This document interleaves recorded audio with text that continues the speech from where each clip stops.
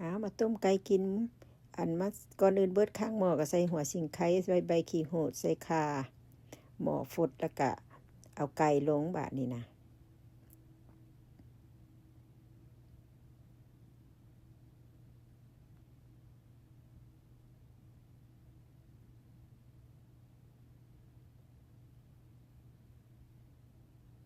อันฟดอีกบาดนี้แล้วก็ตักฟองมันหั่นทิ่ม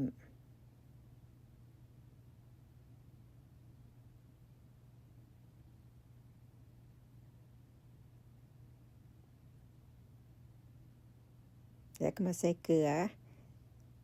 ใส่เป็งนัวใส่น้ำปลา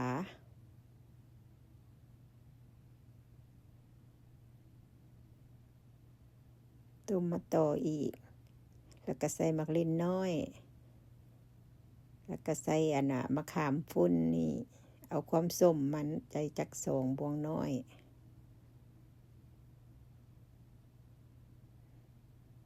ต้มไปต่ออีกก็เป็นอันว่าได้แล้วก็ตักใส่ถ้วยอันนี้นะไปกินน้ำกันแซ่บๆต้มไก่ลาวเด้อนี่เด้อ